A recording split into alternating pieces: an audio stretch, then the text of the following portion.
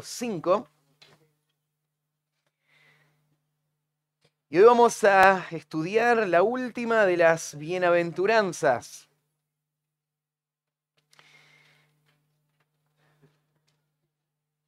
Ha sido hermoso como iglesia pasar por esta serie de estudios donde podemos ver el corazón de nuestra identidad como hijos de Dios. Y Cristo está describiendo en esta primera parte de su sermón cómo se ven todos los que son parte de su reino.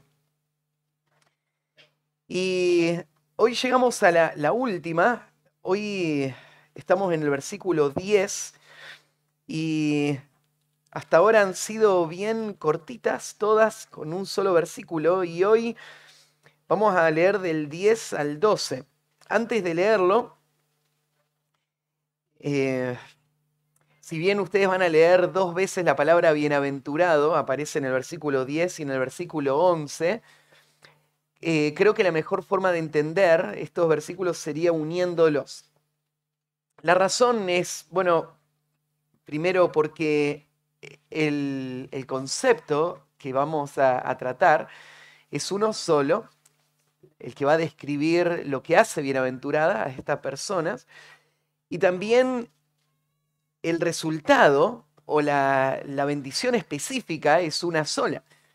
El concepto que vamos a ver de ellos es el reino de los cielos, es uno.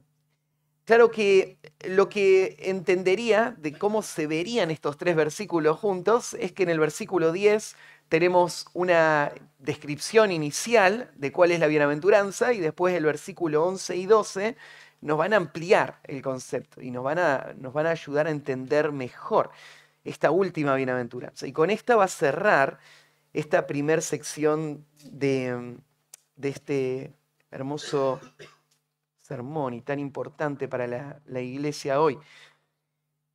Déjenme recordarles que las bienaventuranzas tenemos que verlas todas juntas. No se puede aislar una y entender el sentido de esa por sí sola, porque todas tienen que verse como un solo paquete. Y no solo en conjunto, sino en secuencia. Hay un orden lógico que va uniendo cada una de las piezas para formar toda esta descripción de cómo se ve un verdadero hijo de Dios.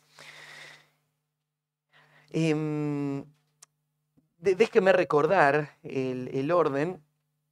Primero vimos que hay un grupito de 4 bienaventuranzas que describen la condición interna, el carácter del hijo de Dios, arrancando porque él es un pobre en espíritu.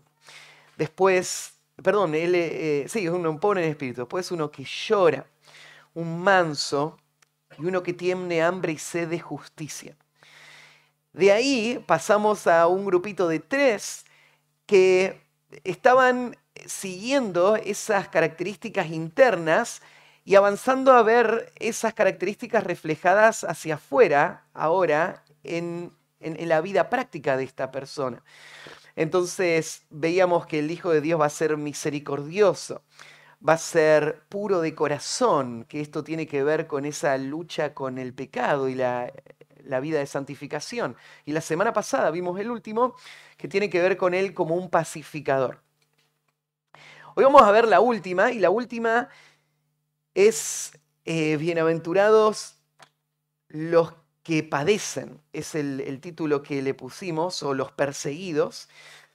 Y si pensamos en ese orden lógico, parece un poco raro pasar de una persona que es un pacificador ahora al que vamos a estudiar esta mañana, que es que esta persona va a soportar el ataque de las personas que le rodean. Y parece raro porque no podemos, en nuestra mente no es fácil unir el hecho de que esta persona está activamente trabajando para hacer la paz, pero a la misma vez está creando un montón de conflictos. Pero bueno, no se puede entender si no pasábamos antes por el estudio de la semana pasada y podíamos entender lo que Jesús tiene en mente cuando habla de la paz. La paz no tiene que ver con una situación en donde no hay tensión y conflicto, sino que tiene que ver con la reconciliación. La paz de este hombre que la está formando es la relación con Dios, donde esa guerra inicial con la que empezamos esta vida ahora ya no está. Y entonces fuimos reconciliados, unidos a Dios. Y a partir de ahí todas nuestras relaciones pasan a estar en esa misma armonía. Pero aún la semana pasada hablábamos de que los pacificadores no van a buscar la paz a cualquier costo, porque pacificación real es hablar la verdad, para que la verdad pueda dar libertad y pueda traer una vida reconciliada con Dios. Y para un mundo que odia la verdad, un mundo que ama su pecado, el pacificador va a ser un problema, va a ser una piedra en el zapato, va a ser un foco de constante irritación. Entonces, ahí es donde llega esta próxima bienaventuranza, porque todos los que son pacificadores van a tener que prepararse para padecer, van a prepararse para enfrentar el rechazo de un mundo que no va a aceptar su mensaje. Y de eso vamos a hablar esta mañana. Antes de leer el pasaje,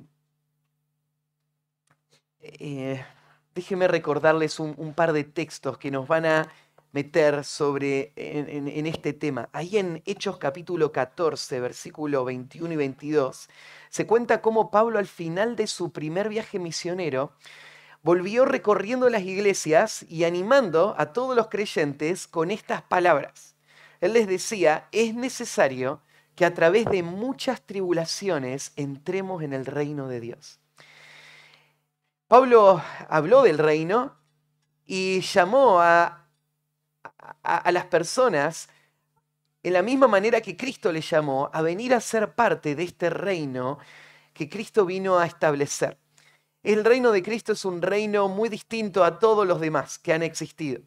Y Pablo vuelve a insistir en este mismo concepto que Cristo habla acá, que ser parte del reino de Cristo es poder abrazar el padecimiento y el sufrimiento temporal que implica poder ser uno de los que disfrutan de los beneficios del reino y que van a un día a tener toda la dimensión del reino. Entonces, de eso está hablando Jesús. Jesús está hablando de algo que es verdad para todos los creyentes. Cuando Jesús describe acá a los que son bienaventurados, Él está describiendo a todos los que participan del reino. Y sin importar quién seas, en qué lugar del mundo vivas, en qué época de la historia hayas nacido, este es un principio absoluto. Todos los que participan del reino de Cristo son, como dijimos, pobres, lloran, mansos, tienen hambre y sed. Toda esa lista que vimos, y ahora Jesús va a agregar este concepto. Todos los que son parte del reino tienen una disposición a padecer. Vamos a estudiar ahora más estos detalles de qué significa, pero nosotros vivimos en un lugar del mundo en donde tenemos muchos beneficios que muchísimos de nuestros hermanos de la fe no tienen. Nosotros vivimos en un país en donde podemos tener una reunión como esta y abiertamente me puedo parar y predicar la palabra. Ustedes pueden venir, pueden leer sus Biblias en sus casas, podemos salir a predicar a las calles y muchísimo de lo que hacemos no nos va a terminar metiendo en la cárcel, al menos no hoy. Pero por vivir en esa situación, no tenemos que pensar que nosotros estamos afuera de este principio. Porque es verdad que el pueblo de Dios ha tenido que padecer en diferentes grados. Y aún hoy en día hay creyentes en este mismo momento padeciendo muchísimo más que nosotros. Pero de lo que está hablando acá Cristo es de una realidad que va a suceder siempre en la vida de todos los que son parte del pueblo de Dios. Ellos van a crear tensión a donde vayan. Y va a haber hostilidad de diferentes formas. No siempre eso significa que te van a meter en la cárcel o que te van a asesinar. Pero sí significa que en donde estés va a haber presión. En algunos casos va a llegar hasta este grado. Pero la característica que está mostrando Cristo acá es que todo hijo de Dios auténtico, verdadero, es una persona que tiene la disposición o las características o el carácter necesario para poder enfrentar la persecución. Y lo va a enfrentar en el lugar en donde esté. Ahí en 2 Timoteo 3:12, Pablo dijo, y también todos los que quieren vivir piadosamente en Cristo Jesús padecerán persecución. De nuevo, este es un principio universal. Todo el que quiera vivir piadosamente en Cristo Jesús va a padecer persecución. Este principio es igual que todos los demás. Este principio te va a ayudar a ver si vos sos un hijo de Dios o no. Y te va a ayudar a ver si es que sos un hijo de Dios, cómo tenés que cultivar aún más el carácter que define a un verdadero hijo de Dios. Dicho de otra manera, si vos sos una persona que está evitando la persecución y que está buscando no ofender y pasar desapercibido en tu familia, en tu lugar laboral, en el mundo que te rodea, en tu barrio. Si vos sos una persona que está tratando de tener la aprobación de este mundo y parecerte al mundo, lo más probable es que vos no seas de Cristo. Todos los creyentes fuimos llamados a vivir nuestra vida espiritual en un mundo que va a traer constante oposición. Y parte de ser un hijo de Dios es abrazarla y enfrentarla y aprender a padecer. Así que este estudio va a servir como una evaluación personal. Y va a servir también, si estamos en Cristo, a aprender a cómo sufrir. Creo que el Señor, hablándole a sus discípulos ese día, en parte estaba haciendo esto, preparándoles para lo que venía. Y creo que el Señor, de una forma oportuna, a nuestra iglesia, nos va a enseñar esta mañana a cómo abrazar la persecución. Así que leamos el pasaje y vamos a hablar de este tema de los perseguidos o los que padecen. Arrancamos en el versículo 1 de nuevo. Viendo la multitud, subió al monte y sentándose vinieron a él sus discípulos. Y abriendo su boca les enseñaba diciendo, bienaventurados los pobres en espíritu, porque de ellos es el reino de los cielos. Bienaventurados los que lloran, porque ellos recibirán consolación. Bienaventurados los mansos, porque ellos recibirán la tierra por heredad. Bienaventurados los que tienen hambre y sed de justicia, porque ellos serán saciados. Bienaventurados los misericordiosos, porque ellos alcanzarán misericordia. Bienaventurados los de limpio corazón, porque ellos verán a Dios. Bienaventurados los pacificadores, porque ellos serán llamados hijos de Dios. Bienaventurados los que padecen persecución por causa de la justicia, porque de ellos es el reino de los cielos. Bienaventurados sois cuando por mi causa os vituperen y os persigan y digan toda clase de mal contra vosotros mintiendo. Gozaos y alegraos, porque vuestro galardón es grande en los cielos. Porque así persiguieron a los profetas que fueron antes de vosotros. Entonces, estamos hablando de los bendecidos del rey y hoy vamos a hablar de los perseguidos.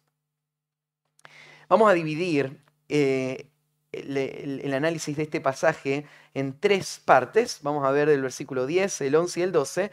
Y arrancamos en el versículo 10 escuchando a Jesús explicar el principio de esta bienaventuranza. Así que el primer punto lo titulé el principio definido. El principio definido. Vamos a escuchar la definición primero.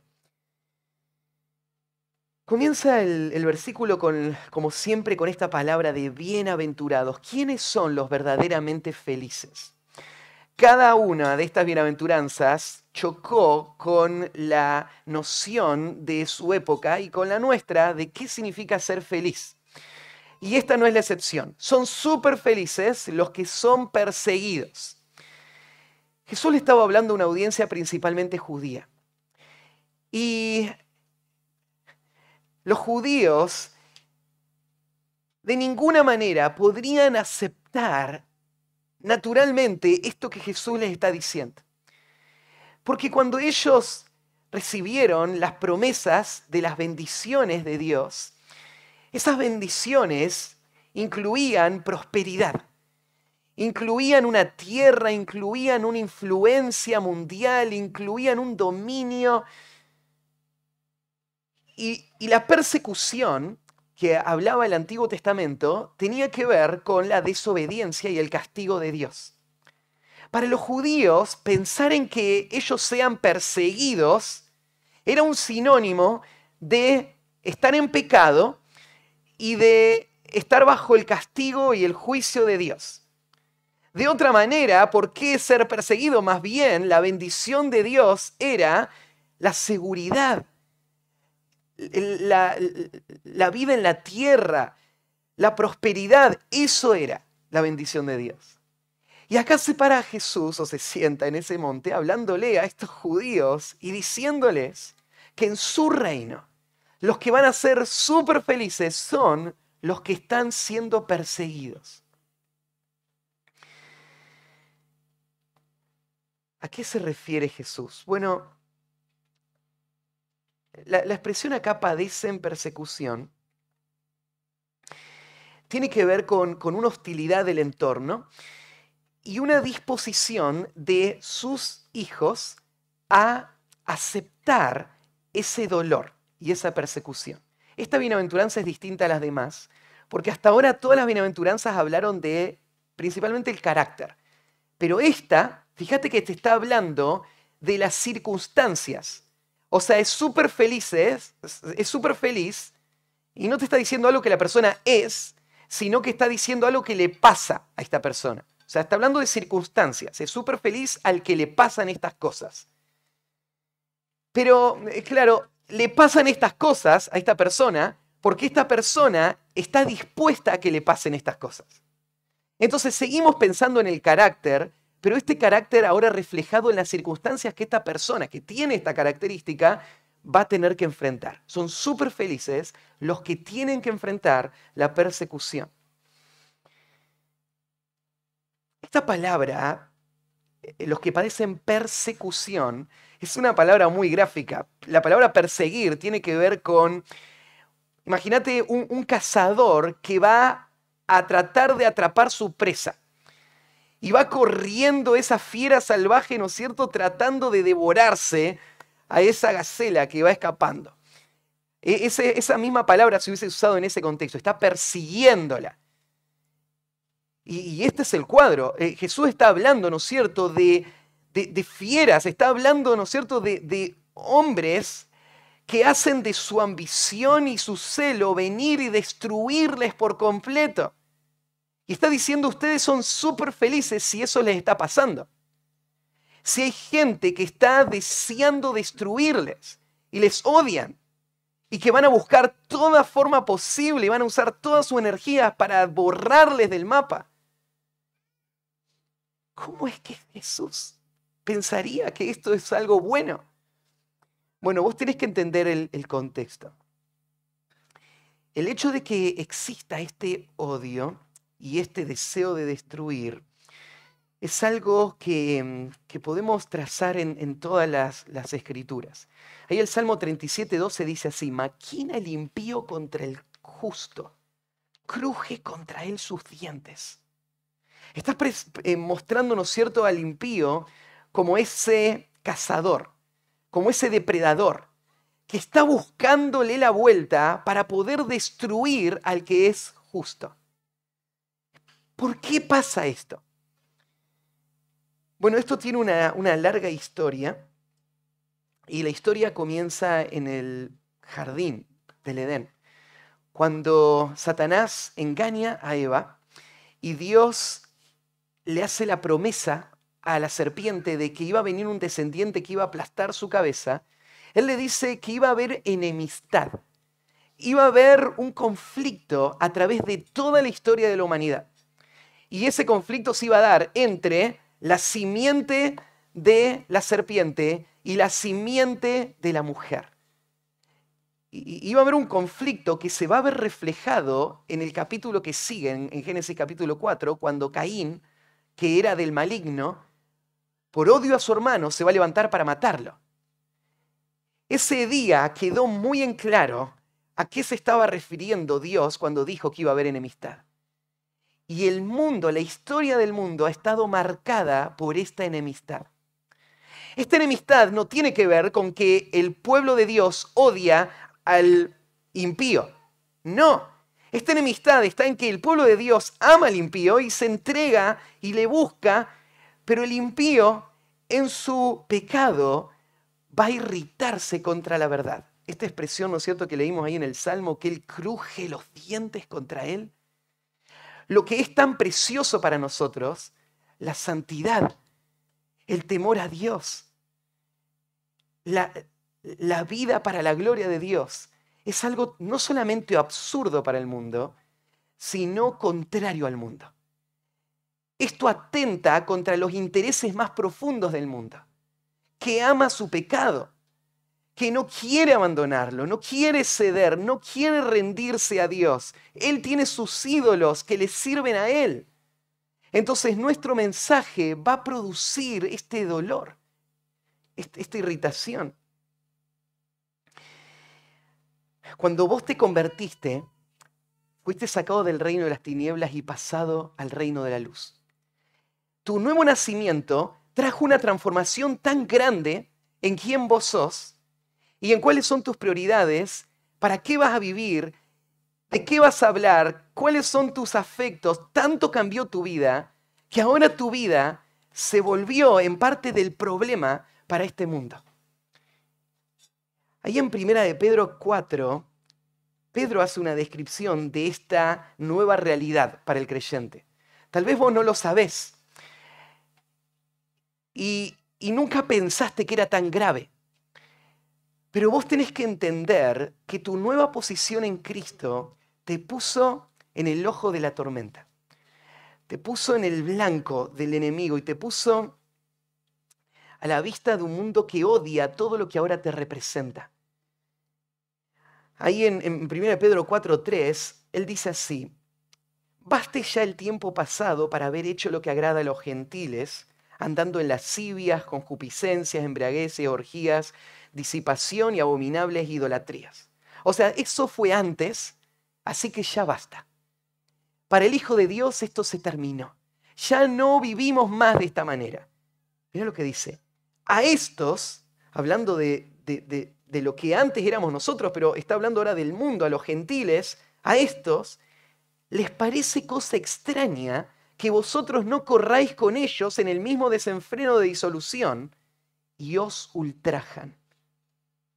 Pero ellos darán cuenta al que está preparado para juzgar a los vivos y a los muertos. Mirá de dónde viene la hostilidad para el Hijo de Dios. Es que tu vida fue transformada y ahora tu vida los expone. Tu vida los hace sentir incómodos. Porque tu amor por Dios, tu deseo de santidad, expone su corrupción, su falta de amor, sus pecados. Y eso no lo pueden tolerar. Y entonces, ¿qué hacen? Dice Pedro, los ultrajan. Ellos te ven a vos como el problema y entonces te van a combatir. te van a atacar. Por eso entonces es que los malos no pueden tolerar a los justos. La vida del creyente no solamente es distinta a la del incrédulo, sino que es opuesta a la del incrédulo. Choca directo con los intereses y la forma en la que ellos quieren seguir viviendo. Entonces, ahí en Juan 15, 19, Jesús dijo, si fueras del mundo, el mundo amaría lo suyo. Pero porque no sois del mundo, antes yo os elegí del mundo, por eso el mundo os aborrece. Entonces, Jesús está diciendo, mira, si no hay hostilidad, entonces lo que eso significa es que vos sos uno más. Pero no son del mundo. Y esta es la razón por la que ellos les están odiando. ¿Te resulta raro que personas te rechacen y te odien? Que no vean tu nueva vida y tu deseo de honrar a Dios como una virtud que alabar, sino más bien como algo que difamar, algo de lo cual ellos van a hablar mal y van a intentar hacerte la vida imposible para que no puedas seguir ese camino. Jesús está diciendo, ¿qué esperabas? Si serías del mundo, ellos te amarían, pero no sos del mundo. Por eso te odian. Primera Juan 3:13 dice, hermanos míos, no os extrañéis si el mundo os aborrece. No lo vean como algo raro. Es algo que esperar. Por eso es que Jesús está diciendo, son súper felices los que están sufriendo estos ataques. Porque esta hostilidad es un testimonio en sí mismo de quién vos sos en Cristo. Porque de otra manera, lo que eso diría es que vos sos uno más. Si bien el reino de Cristo busca la paz, como decíamos la vez pasada, hasta que no llegue el Señor y establezca en este mundo su reino de forma física, su reino va a estar marcado por la hostilidad, va a estar marcado por los enemigos. Siempre va a ser así.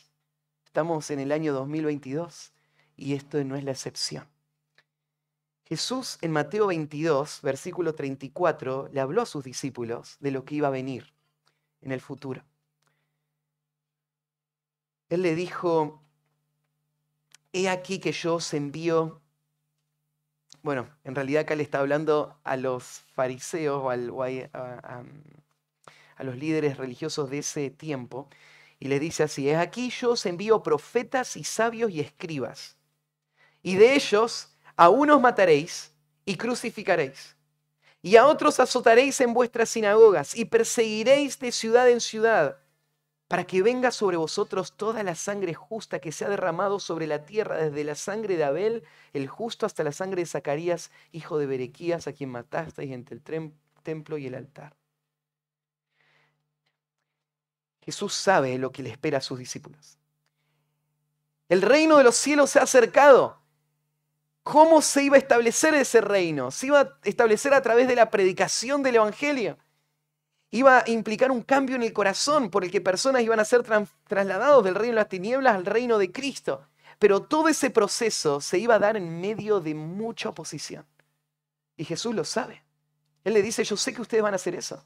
A mis propios discípulos, ustedes están acá sentados hoy conmigo y ustedes van a ser los que van a buscarlos, los van a crucificar, los van a matar, los van a azotar. En Lucas 21, 12 también, Jesús habla de que esa hostilidad no es una hostilidad que solo sus discípulos inicialmente iban a tener que pasar, sino que iba a marcar toda la historia y que iba a crecer en intensidad hacia el final de los tiempos. Y Jesús dice, pero antes de todas estas cosas, os echarán mano y os perseguirán. Y os entregarán a las sinagogas y a las cárceles. Y seréis llevados ante reyes, ante gobernantes por causa de mi nombre. Y mira cómo dice el versículo 13. Y esto os será ocasión para dar testimonio. La hostilidad del mundo no iba a poder frenar la obra del Señor. Más bien la hostilidad del mundo iba a ser un instrumento que Dios iba a usar para que el testimonio del Evangelio se disemine muchísimo más. Y esto ha sido la regla a través de la historia de la iglesia. Historiadores y el famoso Tertuliano, que vivió en la primera era de la iglesia, en la era patrística, que dijo: la sangre de los mártires es la semilla para el crecimiento de la iglesia. La sangre de los mártires. Entonces, cuanto más el mundo odia al creyente, cuanto más lo ataca, cuanto más trata de frenar la obra del Señor, más crece la obra. Esto ha sido una regla a través de la historia. Más bien, los países donde hay menos persecución o las épocas donde hay menos hostilidad, el cristianismo parece diluirse, parece perderse de vista. Pero en los lugares de persecuciones donde esto ha crecido, y esto es lo que Cristo dice, esto será ocasión de testimonio. Jesús conectó también su sacrificio y su padecimiento con el de sus discípulos cuando dijo ahí en Juan 15:20, acordaos de la palabra que yo os he dicho. Juan 15:20. El siervo no es mayor que su Señor. Si a mí me han perseguido, también a vosotros os perseguirán. Si han guardado mi palabra, también guardarán la vuestra. Somos seguidores de un hombre que fue odiado, que fue perseguido y que fue crucificado. Y nosotros vamos atrás de sus pasos. ¿Por qué deberíamos esperar algo distinto? Eso es a lo que fuimos convocados. Claro que hay algo después de esto, que es donde está puesta nuestra esperanza.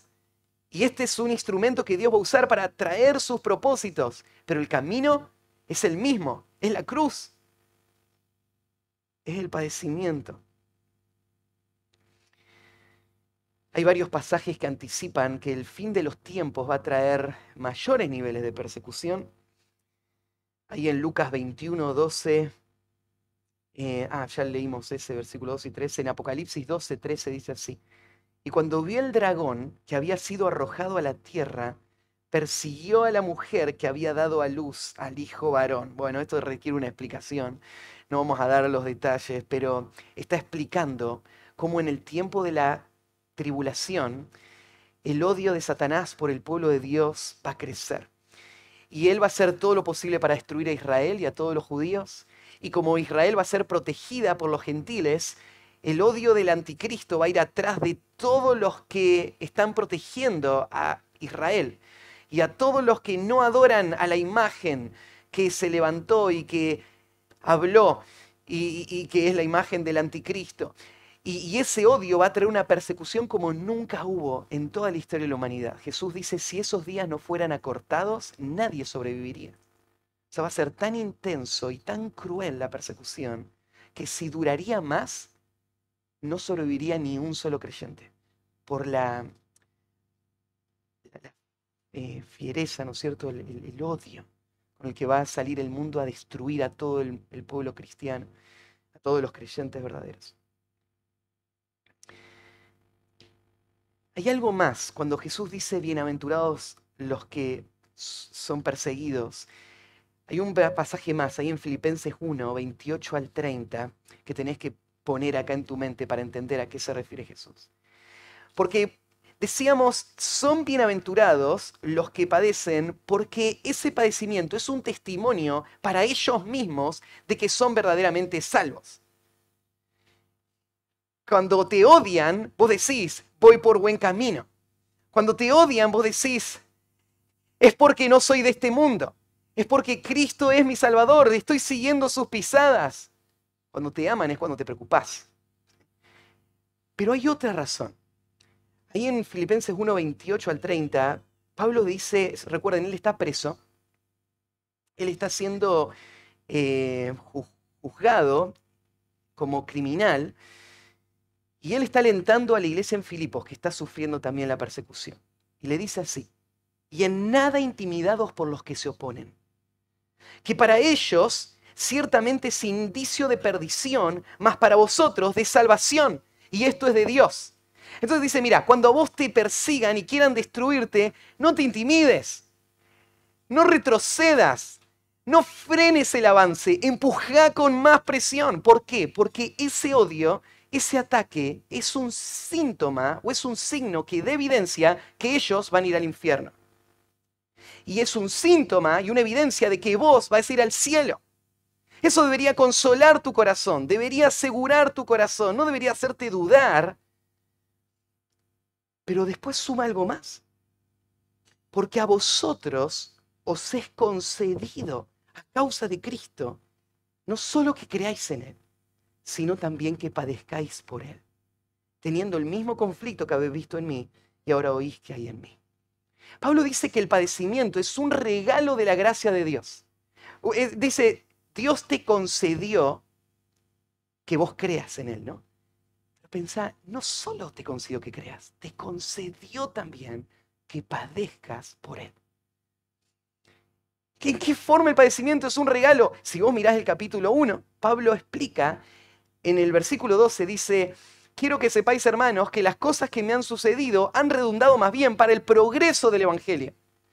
Es un privilegio porque el padecimiento se convierte en una herramienta para la misión que el Señor nos ha dado.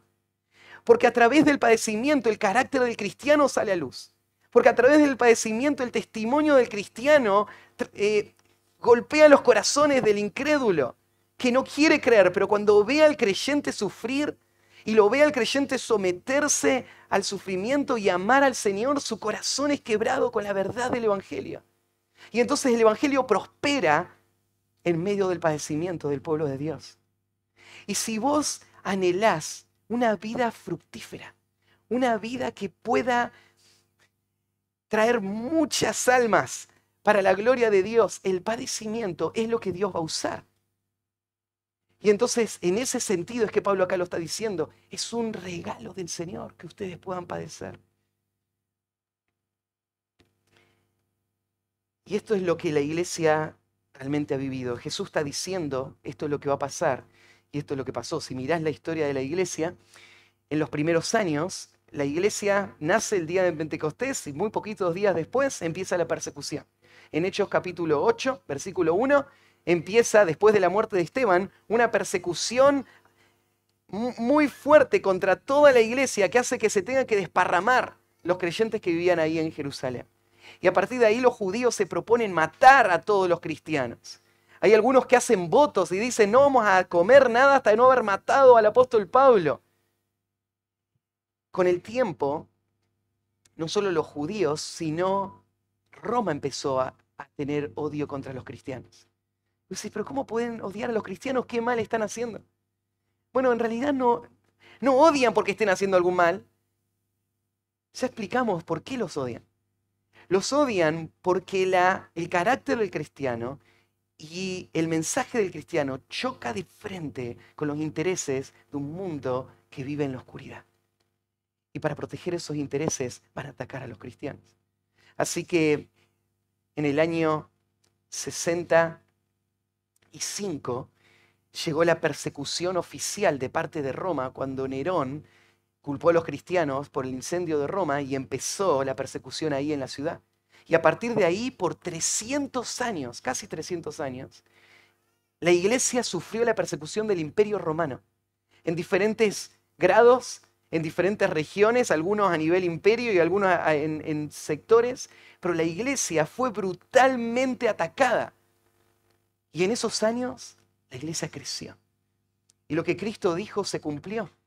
Y cuando ese coliseo se llenaba de gente viendo a los cristianos ser devorados por las fieras, al principio celebraban y con odio, ¿no es cierto?, disfrutaban de verlos sufrir y morir a esos cristianos que querían que desaparezcan. Pero con el tiempo veían a esa madre abrazada a su hijo, alabando al Señor, con gozo en sus corazones cuando estaban siendo devorados y no podían entenderlo.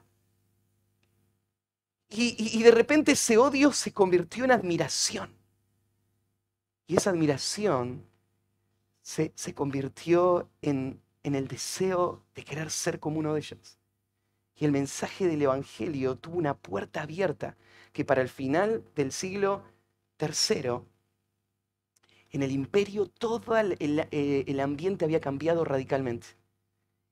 Y había cambiado a tal punto donde ya el odio del cristianismo había desaparecido en gran medida, y entonces se levanta un emperador que aprovecha el cristianismo para usarlo como una bandera para unificar el imperio y lograr el control de todo el imperio. Y se hace cristiano este emperador, ¿no? Pero ahí no terminó la historia de la oposición contra el cristianismo. Eso ha seguido sin interrupción a través de toda la historia. Y esto es lo que estamos leyendo acá. Jesús dice entonces, súper felices son los que padecen persecución, pero fíjate lo que agrega después. No es cualquier persecución, no es cualquier dolor, sino uno en especial. Son los que padecen persecución por causa de la justicia. La verdad es que el mundo sufre también el odio y el maltrato de otros. Lo vemos todo el tiempo. Gente se pelea entre sí todo el tiempo. Las familias están divididas y atacándose todo el tiempo. En las sociedades, los vecinos, los amigos, esto de hostilidad es constante. Entonces no hay ninguna virtud en sufrir el ataque de otro. Solamente Jesús está diciendo que la virtud está cuando una persona es inocente y está viviendo una vida que honra a Dios y está buscando promover la justicia de Dios en este mundo. Y eso es lo que trae el odio. Cuando eso pasa, entonces ahí debemos alegrarnos, porque somos los que hemos sido bendecidos por Dios.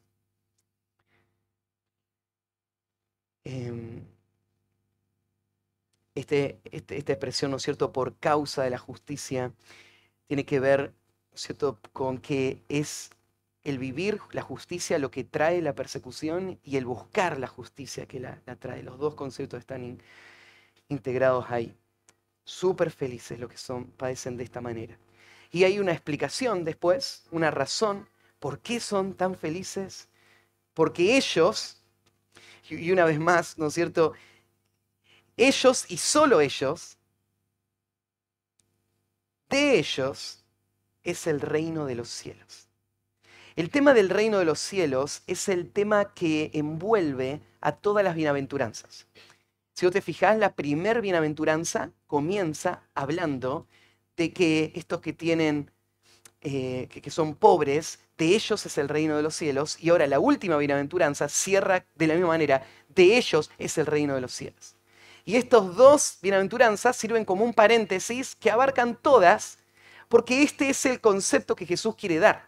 La gran bendición, el gran gozo, la gran bienaventuranza tiene que ver con ser parte del reino de los cielos, con ser uno de los ciudadanos del reino. Eso es el gozo.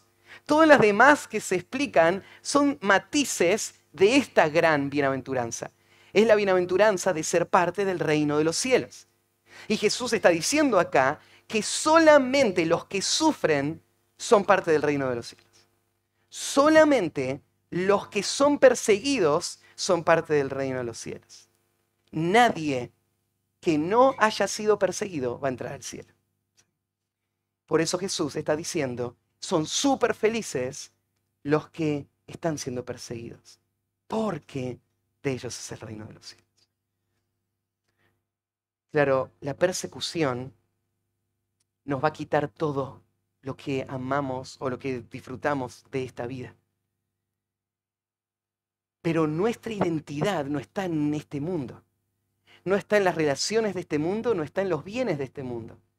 Y por eso esta bienaventuranza es la que llena de gozo y esperanza a la persona que está padeciendo persecución. Porque él recuerda, no somos de este mundo. Pertenecemos al reino de los cielos. Y fíjate que él usa esta expresión, de ellos es el reino de los cielos. No dice de ellos será el reino de los cielos, sino que está en tiempo presente, dando a entender, esta ya es una posesión presente, hoy. El reino de los cielos te pertenece y va a ser tuyo perpetuamente.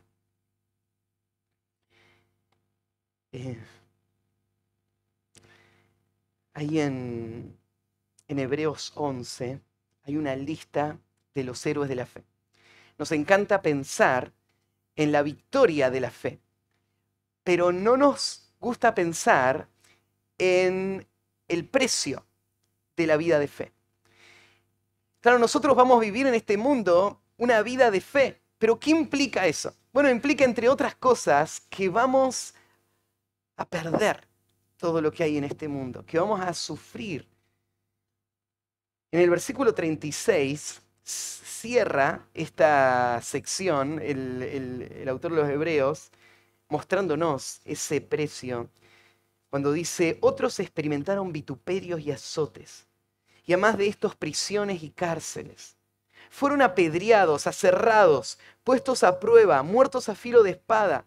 Anduvieron de acá para allá, cubiertos de pieles de ovejas y de cabras, pobres, angustiados, maltratados, de los cuales el mundo no era digno, errando por los desiertos, por los montes, por las cuevas y por las cavernas de la tierra. Y todos estos, aunque alcanzaron buen testimonio mediante la fe, no recibieron lo prometido, proveyendo Dios alguna cosa mejor para nosotros, para que no fuesen ellos perfeccionados aparte de nosotros. Y este es el cuadro. Los hombres y mujeres de fe de toda la historia, claro, hicieron grandes cosas para Dios, pero tenés que entender que fueron perseguidos. Y eso fue lo que les llevó a estar solos en un desierto, a deambular por las montañas, a perderlo todo, a morir aserrados, crucificados. Esto es lo que está describiendo el autor a los Hebreos. Entonces, esta es la vida de fe. Ahora, el primer concepto que estamos viendo, entonces, es el principio definido. Jesús lo explica, pero ahora vamos al segundo punto, y es el principio personalizado. Decir bienaventurados los que padecen persecución es fácil de explicar cuando no te está tocando a vos personalmente. Es un concepto teológico que podemos defender con mucha vehemencia, pero Jesús no lo deja ahí. Y lo hace personal cambiando los pronombres, ¿no? Porque dice en el versículo 11, no dice bienaventurados los que padecen persecución, ahora dice bienaventurados sois cuando por mi causa os vituperen y os persigan. Así que Jesús va a personalizar esto y te va a hablar a vos directamente en tus circunstancias en cuanto a tu sufrimiento por Cristo. Y como dije, esto va para los discípulos. Ese día había mucha gente reunida. La mayoría de los que estaban en ese monte no iban a creer en el Evangelio. Había un puñado de discípulos ahí reunidos que estaban entendiendo lo que Jesús decía y que iban a padecer por Cristo. Y pienso en esa misma realidad en nuestro tiempo. Yo decía recién, hoy vivimos en un ambiente cristiano donde es fácil decirse cristiano. Y es fácil evitar la persecución. Porque lo único que requiere para evitar la persecución es parecerte a tu entorno. Es no decir lo que sabes que no se quiere escuchar. Porque al mundo no le importa que vos seas cristiano. Lo que no tolera es que vos seas un cristiano que exponga su pecado y su rebeldía. Eso no lo va a tolerar. Y hoy la mayoría del cristianismo vive en esa esfera, ¿no?, de no presión, no persecución. Todo eso queda a un lado y ahora Jesús le está hablando a los discípulos. Le está diciendo: ustedes tienen que pensar que es súper feliz el que padece. ¿En qué forma vas a padecer? Jesús va a hablar de 3 maneras prácticas en las que un creyente suele padecer. Me encanta porque cualquier creyente se puede identificar con estas. Acá no habla acerca de ser crucificado o aserrado, pero habla de ser vituperado, perseguido y que toda clase de mal se diga en contra de ellos. Pensemos en estas tres cosas, porque estas son las tres que vos vas a tener que estar dispuesto a sufrir si es que sos un hijo de Dios. En primer lugar, súper felices cuando os vituperen. Estos tres verbos aparecen en el modo subjuntivo, dando a entender que esto es una posibilidad. Esto no es una regla que se da en todos los casos de la misma manera, pero cuando esto vaya a pasar, entonces vos tenés que sentirte feliz. Y acá viene la primera, es cuando os vituperen. La palabra vituperar tiene que ver con insultar, injuriar, reprochar. Esas son las clases de palabras que podemos pensar, a esto se refiere.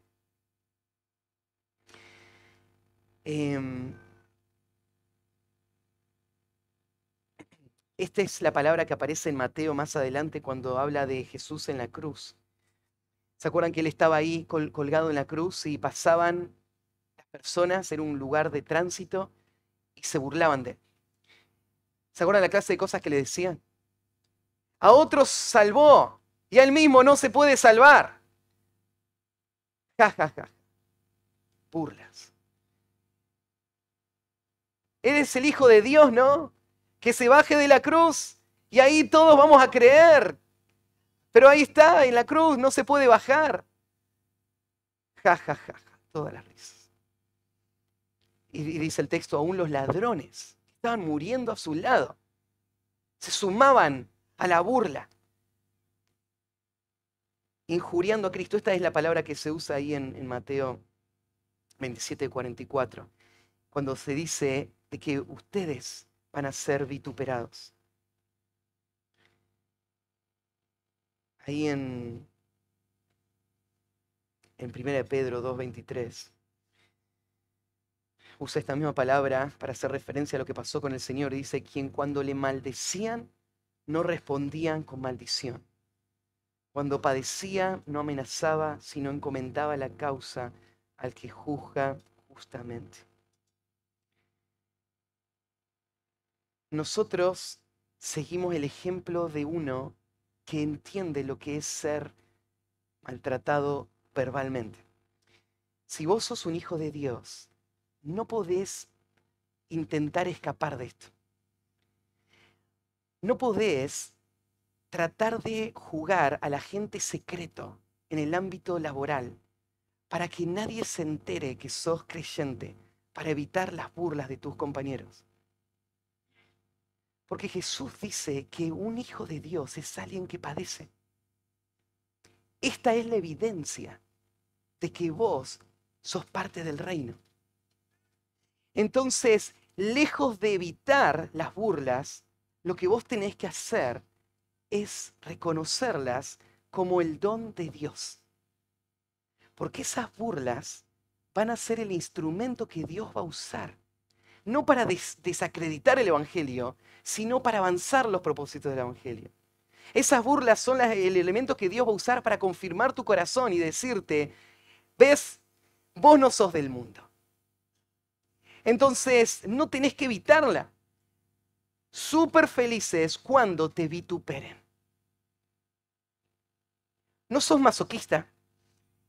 No estás deseando el maltrato. Pero no lo tenés que evitar, sino más bien aceptar como parte de tu identidad y tu llamado. Vos vas a ser el hazme reír de todos. Los adolescentes, es difícil. Vos estás en una edad donde vos deseas tanto la aprobación de la gente que te rodea, especialmente de tus compañeros que tienen tu misma edad. Y que te vean como un sapo o troposo, que te traten como un tonto, porque sos distinto. No es fácil. Y ahí es donde viene la presión y la tentación de acomodarte, de reírte con sus chistes para que no quedes como un desubicado, de pasar desapercibido. Jesús dice, bienaventurado cuando los vituperen. Segundo, bienaventurados cuando os persigan. Acá perseguir, ya lo explicamos, tiene que ver con ir atrás tuyo para destruirte. Y esto es lo que pasa con un creyente. Cuando él se identifica como creyente y vive como creyente, no va a quedar ahí la cosa. Vas a pisarle los callos a gente que se va a molestar mucho. Porque vos no estás dispuesto a mentir junto con ellos. Y como vos no mentís, vos los exponés a ellos. Y ellos no pueden seguir su camino. Y entonces vos sos el problema para todos. ¿Y qué es lo que van a intentar hacer? Destruirte. ¿Qué es lo que van a intentar hacer? Van a intentar que te echen del trabajo, ¿no? Van a intentar hacer tu vida imposible, miserable. Van a planear cómo hacerlo. Van a trabajar para hacerlo. Van a perseguirte. Pero no lo tomes como algo extraño. Esto es a lo que fuiste llamado. Esta es la vida del creyente. Nosotros entramos al mundo para irritar al mundo. Esto tiene que pasar. Y bienaventurados cuando digan toda clase de males contra vosotros mintiendo. No digan toda clase de males mintiendo. Ya el primero habló, ¿no es cierto?, del maltrato verbal. El segundo, del intento de destruirte con cualquier herramienta que tengan. Pero ahora, fíjate, decir toda clase de mal mintiendo tiene que ver con cosas que inventan. Ya no cosas que vos hiciste o que dijiste, sino cosas que ellos traman, inventan para poder destruirte con esas mentiras. ¿Se acuerdan cuando yo les conté que los primeros cristianos eran acusados con las cosas más absurdas? Decían, los cristianos son caníbales, hay que matarlos a todos porque si no nos van a comer. ¿De dónde sacaban que eran caníbales? Bueno, que ellos decían que comían el cuerpo de Cristo y tomaban la sangre, y entonces se corrió el rumor de que eran caníbales. No, los cristianos no aman la patria, porque ellos no quieren servir en el ejército. Son traidores los cristianos. Los cristianos rompen las familias. Porque a esta una familia preciosa por mucho tiempo y esta mujer se hizo cristiana y se terminó la familia. Los cristianos son los culpables, ellos destruyen las familias. Ellos destruyen la sociedad. Todas estas eran mentiras. Cuando viene la persecución contra el creyente, no viene porque vos vas a la iglesia o sos creyente. Vienen por toda clase de mentiras que se van a fraguar para poder hacer lo que su corazón quiere hacer, destruirte. Ayer estábamos hablando con los ancianos de cómo tratar una situación y pensamos en esto, de cómo el mundo tendría herramientas para venir y destruir la iglesia. Y tendría herramientas legales para hacerlo, ¿no? Y estábamos charlando y decíamos, pero no podemos evitar que lo hagan. Porque ellos saben mentir y a través de mentiras pueden hacer esto. Yo le daba el ejemplo, imagínate, yo el miércoles le hablé a los hombres acerca de la paternidad y la crianza de sus hijos. Y yo les conté cómo hago con mis hijos, cómo les disciplino con la vara. Y yo le digo, si esto lo agarran y lo llevan a un juez, hay herramientas legales para sacarme a mis hijos. ¿Sí? Entonces, el mundo tiene las herramientas para crear mentiras. Los creyentes abusan de sus hijos físicamente. Es una mentira. Pero tendrían las herramientas para destruir. No por ser creyente, sino por ir en contra. Ir en contra de una sociedad corrupta que va en decadencia, a quien exponemos con nuestro temor a Dios y nuestro deseo de vivir en santidad. Ahora, ¿qué tiene que hacer el creyente? ¿Esconderse? ¿Tratar de pasar desapercibido? ¿No decir nada que no ofenda? El creyente va a ser súper feliz cuando lo persiga. Quiero dar una aplicación que quiero ser cuidadoso y prudente en cómo decirlo. Pero hoy en día, el mundo de las agencias misioneras está afectado por muchas formas en las que se ha distorsionado la labor misionera. El otro día en casa hablábamos sobre este tema y pensábamos, ¿no es cierto?, un misionero va a un país no alcanzado y se hacen grandes esfuerzos para volar bajo el radar y no ser descubierto. Ahora, muchos de estos esfuerzos te hacen preguntar, ¿es realmente prudencia para no morir innecesariamente o es el intento de no morir? Si es el intento de no morir, estamos en un grave problema. Porque el creyente fue llamado a ser perseguido. Y si vos te vas a un país no alcanzado, te vas con esa actitud, con la disposición a ser perseguido.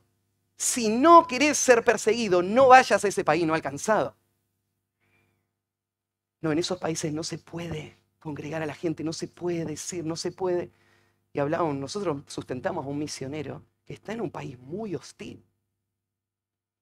Y él no sería apoyado por muchas agencias misioneras, ¿no? Sus métodos son poco convencionales. Pero ¿por qué él va a la cárcel, lo golpean, lo amenazan, lo echan del país? Porque él irrita. Y eso es algo bueno. Los misioneros tienen que irritar.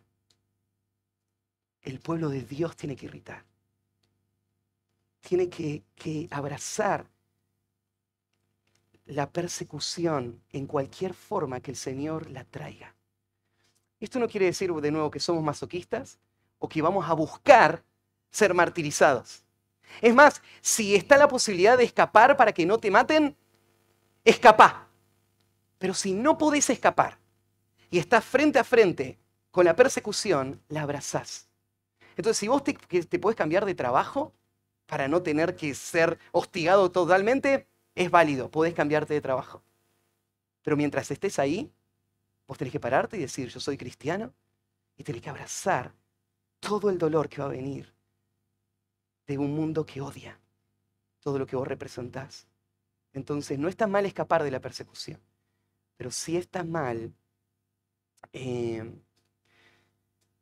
simular nuestra identidad para no sufrir. ¿Sí? Son súper felices los que padecen, y ahí agrego una expresión más al final, por mi causa. Por mi causa. Esto es lo que valida todo lo anterior. Lo que hace que esta persecución sea una persecución que Dios aprueba es que esta persecución es por causa del Señor. No es que te están persiguiendo porque vos no estás haciendo las cosas bien. Entonces vos estás ahí en el trabajo y decís, mi jefe me odia porque soy cristiano. Llegás todos los días tarde, no cumplís con las expectativas, ¿no es cierto? Y te echan del trabajo y te sentís un mártir. Él me odia por ser cristiano seguramente. No. Súper felices los que son maltratados por mi causa. Por mi causa tiene que ver con que nuestra identificación con Cristo va a traer el mismo dolor de la persecución que vino aún sobre Cristo. Jesús dijo, el que haya su vida la perderá. Y el que pierda su vida por causa de mí, la hallará. En Mateo 10, 39. Por causa de mí. Por causa de mí tiene que ver con que es porque yo me identifico con Cristo, pero es también porque mi vida es Cristo. Y como yo vivo para Cristo, el que pierde su vida por la causa de Cristo, lo podríamos decir, entonces él la va a hallar.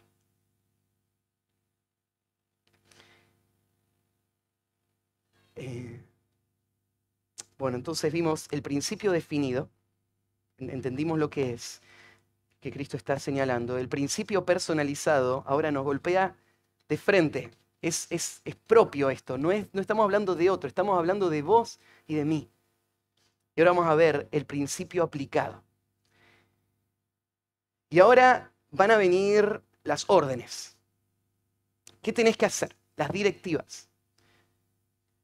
Porque hasta ahora estuvimos en los verbos indicativos que nos explicaban hechos. Ahora vamos a pasar al imperativo que nos va a dar órdenes. Esto es lo que tenemos que hacer. Esta es la aplicación final. Como un buen predicador, Jesús va a cerrar su predicación con una aplicación. Esto es lo que tienen que hacer. Versículo 12. Gozaos y alegraos. Gozaos y alegraos no es una posibilidad o una sugerencia, es un mandato.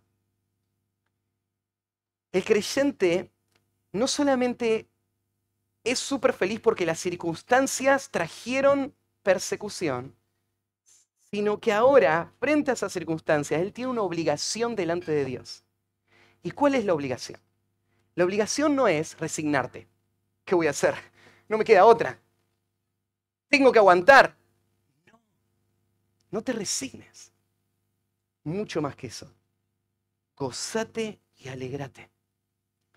Las dos palabras están relacionadas, solamente que una aparece como una intensificación mayor sobre la otra. Gózate y alegrate. Súper feliz. Este mandato lo vemos reflejado, por ejemplo, en Hechos capítulo 5, versículo 41, cuando comienza la iglesia y empieza la presión y la persecución. Los líderes son llevados a un tribunal, son castigados, son encarcelados y después son liberados. Y dice el versículo 41, y ellos salieron de la presencia del concilio gozosos de haber sido tenidos por dignos de padecer afrenta por causa del nombre. Y todos los días en el templo y por las casas no cesaban de enseñar y predicar de Jesucristo. Fíjate la relación. Gozo y después obediencia. La tarea sigue adelante porque hay atrás, ¿no es cierto? Una motivación, hay un gozo que llena el corazón. Lo que intentaron hacer los líderes fue intimidarlos, fue amenazarlos para que ellos no vuelvan a hablar, pero causaron lo opuesto. Fue como tirarle nafta al fuego. Porque el látigo, la prisión, lo único que hicieron fue encender el gozo que les dio energía para salir a seguir haciendo la tarea cada día más. Y fíjate cómo ellos lo veían. No se sentían dignos. Y el gozo fue porque haber sido tenidos por dignos de padecer por causa del nombre. Ellos entienden la obra del Señor requiere dolor. El Señor padeció por nosotros y ahora ¿qué más podemos hacer que padecer por Él? Y padecer por la causa y llevar la causa hasta el fin. Lo vemos reflejado también en Hechos 16:25. ¿Se acuerdan cuando Pablo y Silas estaban ahí en la prisión en Filipos? Y dice, pero a la medianoche, orando Pablo y Silas, cantaban himnos a Dios y los presos los oían. Creo que está acá, este versículo, para que no digas, bueno, el gozo es algo profundo del corazón. No, el gozo se expresa con la boca. El gozo del que está padeciendo no solamente es la resignación de no poder escapar, sino que es real, es gozo real, tanto gozo que produce cánticos. Ellos no estaban ahí con Silas cantando un salmo imprecatorio, ¿no es cierto? Señor, baja y destruye a todos nuestros enemigos. No estaban cantando una canción de lástima personal, de nadie me quiere, todos me odian, voy a comer gusanos, cantan acá en Argentina. No estaban cantando esa canción. Estaban cantando una canción de alabanza al Señor, reconociendo la gracia del Señor, la soberanía de Dios, el control que Él tiene de todas las circunstancias. Y ellos están cantando. Cuando Jesús dice, gozaos y alegraos, te está diciendo, eso es lo que tenés que hacer. ¿Estás siendo perseguido? ¿Te odian por el Evangelio? Bueno, hay que alegrarse. ¿Cómo? ¿Dónde saco la energía? ¿De dónde viene esa fuerza, ese poder para hacerlo? Y acá viene la motivación. Porque vuestro galardón será grande en los cielos. Lo único que está trayendo esta prueba y esta persecución es más premios que van a durar por toda la eternidad. ¿Y te pondrías triste por ser premiado? ¿Te pondrías triste de que Dios haya querido darte de más. Esto dura un instante, aquello para siempre. No tiene comparación los padecimientos del tiempo presente con la gloria futura que en nosotros ha de manifestarse. ¿De dónde viene el gozo? Es grande, muy grande. ¿A qué galardón se refiere? Bueno, ahí Mateo 16, 27 dice, porque el Hijo del Hombre vendrá en la gloria de su Padre con sus ángeles. Y entonces pagará a cada uno conforme a sus obras. Apocalipsis 22, 12 dice, he aquí yo vengo pronto y mi galardón conmigo para recompensar a cada uno según sean sus obras. Dios va a pagar. La palabra galardón en realidad no es el sentido de premio, sino el sentido de paga. ¿Sí? Es como que Dios está diciendo, yo no voy a quedar en deuda, yo voy a pagar. Pero vos decís, pero ¿qué me tiene que pagar Dios? Yo merezco el infierno. Yo no alcanzaría toda mi vida para pagarle a Él la deuda. ¿Y Él me va a pagar a mí por este poquito de sufrimiento? Y ahí es donde Pablo entra, ¿no es cierto? Y dice, Dios se lo concedió. Te lo concedió, el regalo de poder padecer por Él. Fue la gracia de Dios que te dio esto y después te lo va a pagar. Y va a ser grande. Va a ser grande y agrega también ahí en los cielos. El premio no va a estar acá, pero eso no te debe desanimar, porque todo lo que hay acá va a perecer.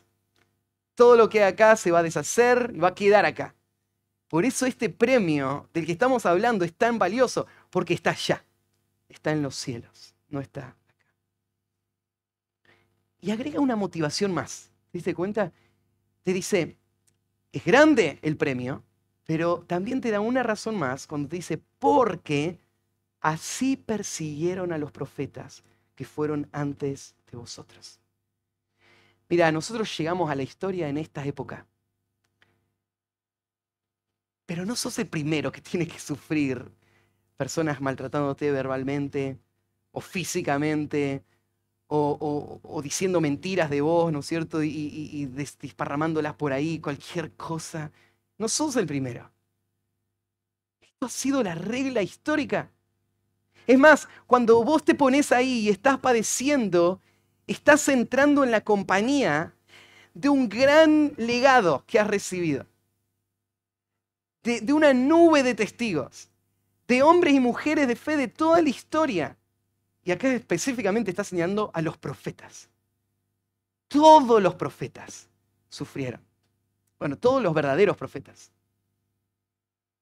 Ahí en Hechos 7, en el mensaje de Esteban, cuando él está confrontando a los judíos por perseguir al pueblo de Dios y rechazar y resistir al Espíritu Santo, le dice así, ¿a cuál de los profetas no persiguieron vuestros padres? Y mataron a los que anunciaban de antemano la venida del justo, de quien vosotros ahora habéis venido a ser entregadores y matadores. Nómbrenme uno que sus padres no persiguieron. De toda la historia, ahí está la Biblia, buscame uno. Buscame un solo hombre piadoso que no sufrió la persecución. Búsquenme un profeta, dice Esteban, ni uno. Esto muestra la rebeldía de este pueblo y la condición de este pueblo. Ellos están en contra de Dios. Pero entonces, ¿por qué tengo que tener gozo? Tengo que tener gozo porque estoy del lado correcto de la vereda. Claro, los otros me ven de la vereda de enfrente, pero de mi vereda están todos los profetas de toda la historia. Todos ellos fueron perseguidos. Así que vos no sos la minoría maltratada, ¿no es cierto? Un tonto que desperdicia su vida. Vos estás acompañado de todo el pueblo de Dios. Bueno, no todos los profetas. Los falsos profetas no fueron perseguidos. Y por eso Jesús dijo, ay de vosotros cuando los hombres los alaben. Porque así alabaron también a los falsos profetas de la historia. Y cuando todo es positivo, cuando toda esa aprobación, ahí es donde nos tenemos que preocupar. Todos los profetas fueron perseguidos, todos los que fueron antes de nosotros. Bueno, tenemos que cerrar. Déjame cerrar con un par de aplicaciones. Lo primero, ¿estás sufriendo por Cristo? ¿Estás sufriendo por Cristo? Si no estás sufriendo por Cristo, si no hay personas que se resienten, que te odian, que te persiguen, que dicen mentiras de vos, que te atacan, tenés que evaluar tu vida. Tenés que hacerlo. Lo que tenés que preguntarte es si es que vos no has buscado complacer a tu entorno, pasar desapercibido, disimular en ese contexto. Y si es así, puede ser una de dos razones. Puede ser porque vos nunca hiciste a Cristo el Señor de tu vida y son tus propios deseos, tus propios ídolos los que te controlan. Y estás perdido. Y no te odian porque vos sos del mundo. Y vas a perecer junto con el mundo. O puede ser porque como hijo de Dios, vos has olvidado tu identidad, que es opuesta al mundo. Y has cedido, y has callado, y has mirado para otro lado. Ahora es momento, es un llamado del Señor a vivir de acuerdo a lo que sos. Y por eso, si no te están persiguiendo, vení a Cristo o aprende a cómo sufrir. Y acá van dos conceptos de reflexión. Lo primero, como hijo de Dios, tenés que prepararte para sufrir. Tenés que prepararte para sufrir. Primera de Pedro 3:14 dice así: por tanto, no os amedrentéis por temor de ellos, ni os conturbéis. Él te arranca diciendo no a esto. No tiembles. No te preocupes, no se revuelva todo dentro tuyo en pánico, sino lo opuesto, santificad a Dios el Señor en vuestro corazón. Pensá pensamientos altos de Dios. Pensá como Dios realmente es, para que entonces vos tengas más temor de Dios que el de los hombres. Y el temor a Dios no te permita deshonrar a Dios para complacer a los hombres. Exaltá a Dios en tu mente. Estudia los atributos de Dios. Meditalos. Oralos. Santificá a Dios en tu corazón. Y estad siempre preparados para presentar defensa con mansedumbre y reverencia ante todo el que os demande razón de la esperanza que hay en vosotros. Siempre listos para dar una defensa de la fe. Ahora, la defensa de la fe no tiene que ver con un ámbito académico donde yo voy a hablar sobre teoría y sobre ciencia para poder explicar que la Biblia es verdad. Cuando Pedro está hablando acá de la apología que tiene que hacer el Hijo de Dios, está hablando de un hombre que es traído a un tribunal para ser ejecutado, donde si él es hallado culpable va a ser condenado. Lo agarran, lo arrastran, lo ponen ahí. Y lo que Pedro le está diciendo a este hombre, tenés que estar listo para decir tus últimas palabras. Para que esas últimas palabras sean un testimonio del Evangelio. Para esas personas que te van a matar, pero se van a acordar de lo que vos le dijiste. Vos tenés que hablar de Cristo en ese momento y tenés que estar preparado para hacerlo. ¿Se acuerdan que Jesús le dijo a sus discípulos, no se preocupen por qué van a decir?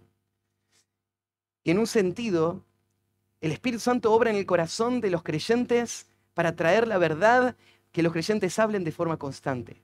Pero Pedro está mostrando otro lado acá y está diciendo, si vos no preparás tu corazón es muy traicionero. Y en ese momento crítico, podrías ser tentado a callar. Podrías quedar mudo de temor. Podrías tartamudear cuando no tenés que hacerlo. Y tenés que hablar con claridad el mensaje. Entonces, lo que tenés que hacer es prepararte. Prepararte para el día que vas a salir a la fábrica, prepararte para andar en la calle, prepararte para las conversaciones con tu familia. Prepárate. Vos no estás en una posición de ataque. La hostilidad vos no la vas a buscar. Vos no vas a irritar porque vos querés incitar a esto. Pero vos sabés que tu vida cristiana va a irritar. Tenés que estar preparado. ¿Qué vas a decir cuando tengas que dar una razón de la esperanza que esté en vos? En el segundo lugar, tenemos que quitar nuestra mirada del sufrimiento presente y ponerlo en la esperanza eterna. De esa manera vamos a poder lidiar con la persecución. Romanos 8:18 dice así: porque tengo por cierto que las aflicciones del tiempo presente no son comparables con la gloria venidera que en nosotros ha de manifestarse. Entonces, tenés que estar listo para sufrir, pero a la vez, no tenés que solo mirar el sufrimiento, porque hay algo mucho más glorioso y permanente que el sufrimiento. Mirá a través del sufrimiento ese cuadro de la gloria venidera que se va a manifestar en vos. Entonces, con esto cerramos las bienaventuranzas. El Señor empezó su ministerio diciendo: arrepentíos, porque el reino de los cielos se ha acercado. Y lo que Él estaba diciendo es: acá está el reino, acá está el rey. Y Él empezó a predicar el evangelio del reino, llamando a estas personas a abrazarle a Él como su rey. Y ahora Él dice: así se ve mi reino. Ese es el reino al que vos querés ser parte. No hay ningún engaño acá. De esto se trata. Estas 8 bienaventuranzas nos dan un cuadro de cómo se ve un verdadero hijo de Dios y alguien que es parte del reino.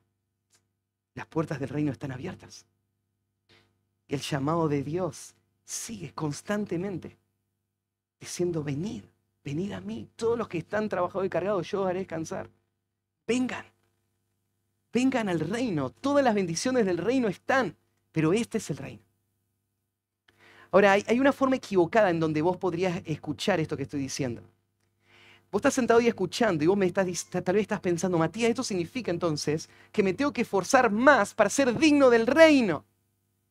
Esto sería totalmente opuesto a lo que estoy queriendo decir. Porque vos no sos digno del reino. Vos nunca podrías lograr ninguna de estas características que se mencionan acá.